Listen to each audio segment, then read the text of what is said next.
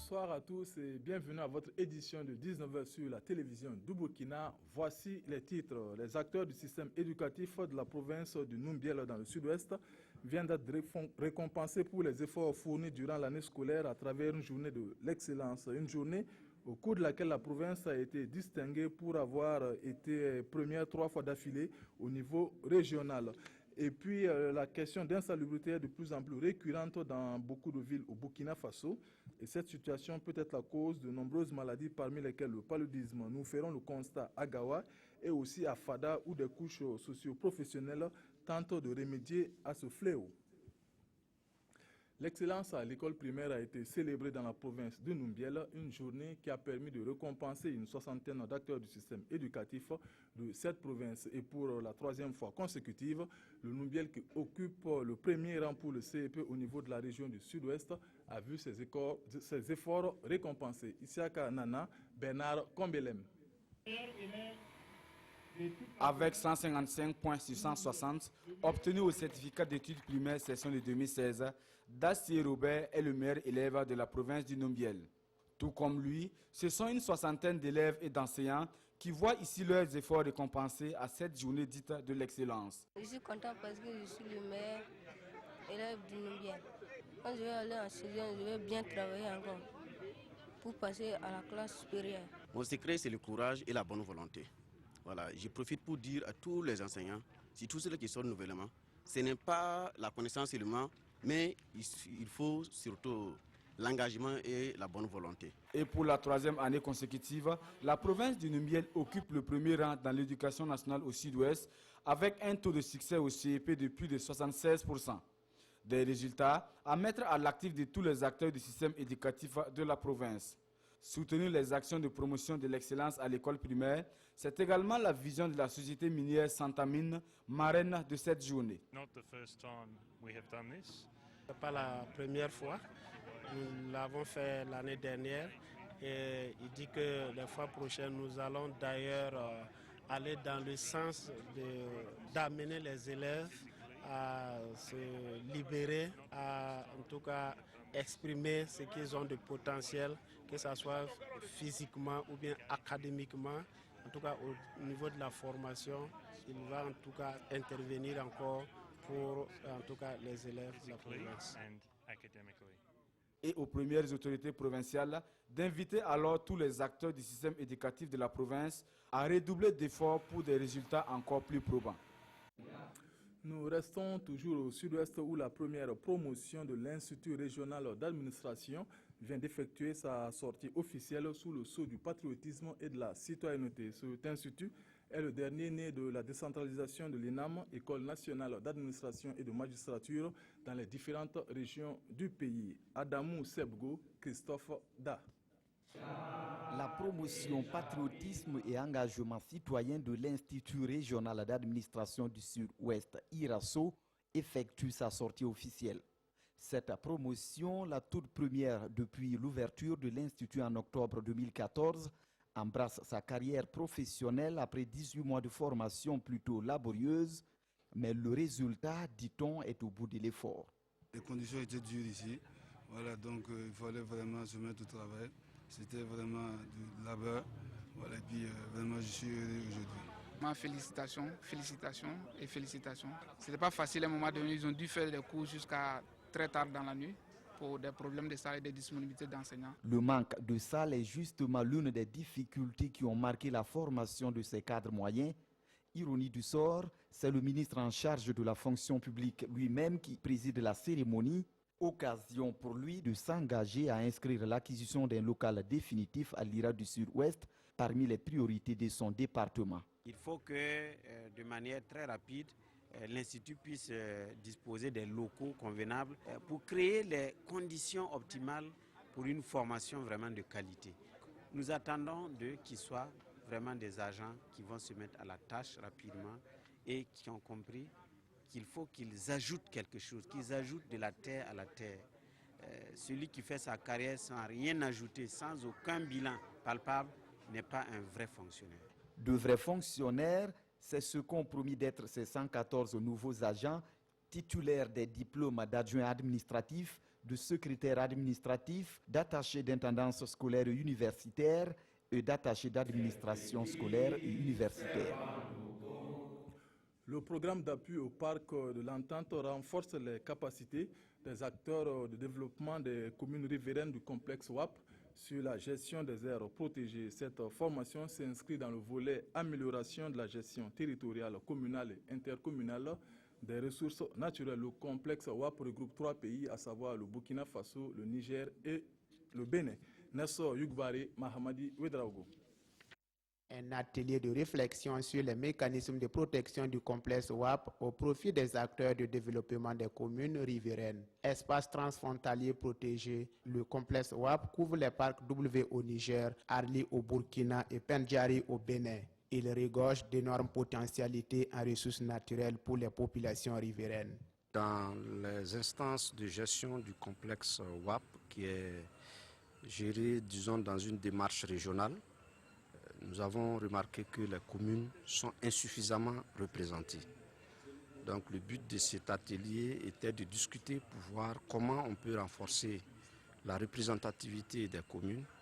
Une meilleure gestion des périphéries et des aires protégées de ce complexe s'avère nécessaire. C'est pourquoi les participants, au bout de 3 jours de réflexion, ont pris l'engagement de rendre inclusive et équitable la gestion du complexe WAP et le partage de ses revenus. C'est d'abord les appuis financiers au reboisement et aux différentes activités de protection et de conservation. Ceux qui font le braconnage, ceux qui coupent le bois, c'est nos populations et nous avons pris un ferme engagement de jouer pleinement nos rôles pour que cesse le braconnage, cesse un peu la coupe de bois dans les parcs et les forêts classées, pour que les populations se sentent concernées. Sous projet du programme d'appui au parc de l'Entente, cette rencontre du complexe WAP vise à renforcer la bonne gouvernance et la gestion durable des parcs au niveau local et à l'échelle régionale. L'insalubrité est un amer constat dans de nombreuses villes au Burkina Faso et Gawa ne fait pas l'exception. Les caniveaux et autres espaces publics de la ville sont jonchés d'ordures et de tout genre et d'eau usée propices au développement de certaines maladies. C'est un constat dans la cité de Bafouji avec Bernard Kombelem et Dramano Kabore. Si après la pluie, c'est le beau temps, comme le dit l'adage, au lendemain de la distribution des moustiquaires imprégnés à Gawa, l'image que présentent les acteurs de la ville est inquiétante et contraire aux méthodes de prévention du paludisme. Devant les commerces et concessions, les populations ont les pieds dans l'état d'immondice, les ordures et les eaux usées. Ça dérange, les yeux c'est là, et puis il a plusieurs odeurs même. L'odeur même, on sait même. L'odeur là, mais ça vaut 12 modèles. Souvent ça peut sortir, on ne connaît pas quelle odeur ça peut ressembler. Ça sent et puis on n'arrive même pas à respirer. C'est trop dur pour nous. À la question de savoir qui est à l'origine de leur calvaire, des riverains du secteur 1 pointent du doigt les ménages. Moi, ici, on a trouvé cet endroit comme ça. Mais on doit arrêter d'uriner comme ça. Les gens viennent uriner beaucoup. Les déchets sont partout. Il y a un peu qui vend un chèvre ici. À chaque moment, s'il finit de vendre son chèvre là, les restes qui restent là, il met ça dans sa chèvre et il vient jeter ça ici. Et puis, l'urine de leur cabinet sort dehors. Donc ça nous dérange vraiment. Un phénomène que certains ont toujours décrié, mais l'autorité compétente reste indifférente. Même si tu ne payes pas la mairie, mais ils voient. Quand tu ne payes pas, il fait sortir les policiers pour récupérer l'argent. Mais quand il récupère cet argent, il n'a qu'à changer aussi, lui qui paye cet argent-là, il devait être propre. Le nouveau conseil municipal de Gawa est conscient de la situation. Il dit avoir déjà un plan d'évacuation des ordures et des eaux usées de la ville. Grâce au projet AAB KBW, qui donne plus de 500 ouvrages de gestion des eaux usées excréta, donc c'est une opportunité pour les ménages de se doter d'un équipement, d'un ouvrage adéquat pour récupérer les eaux usées dans ce qu'on appelle les puisards, donc qui seront dans la parcelle.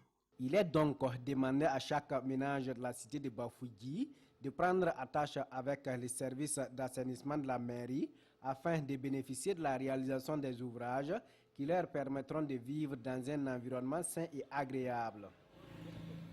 Face donc à cette insalubrité dans les villes tant annoncées, les commerçants de Fada, eux, ont décidé de prendre les choses en main en donnant un coup de balai à leur cadre de travail. Ils ont pour cela décrété une journée de salubrité au marché central de la dite ville. Objectif, débarrasser cet endroit de toute immondice. Désiré Ilboudo, Djadjali Nyonli, Lambert Soma. Des boutiques et autres étalages de commerce fermés, nous sommes au grand marché de Fadangourma.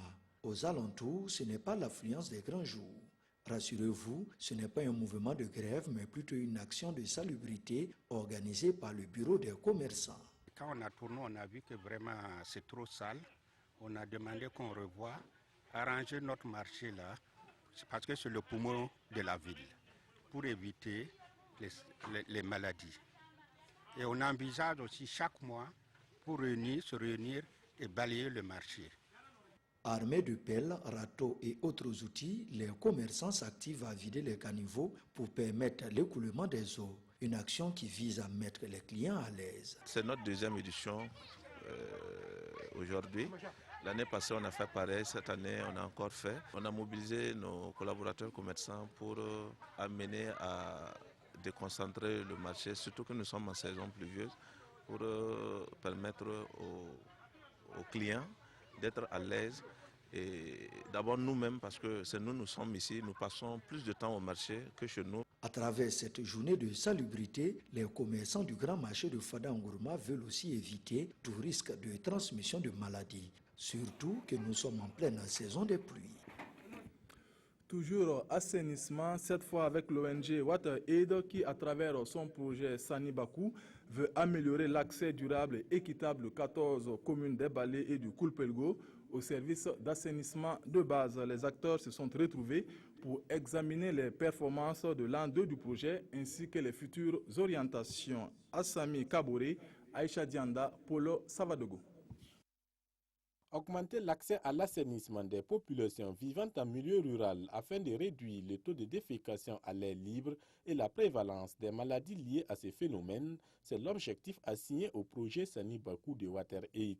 D'une durée de 44 mois, ce projet intervient dans 14 communes rurales, des Balais dans la boucle du Mouhoun et du Koulpelgo dans le centre-est. À mi-parcours, ce que nous pouvons dire, c'est qu'actuellement, au niveau donc des 14 communes, le projet est en cours et les actions de promotion d'assainissement, les opérateurs locaux sont en place. Et par rapport à la réalisation proprement dit des ouvrages, à l'étape actuelle, nous sommes à 12 227 latines réalisées, ce qui représente environ 54% des réalisations.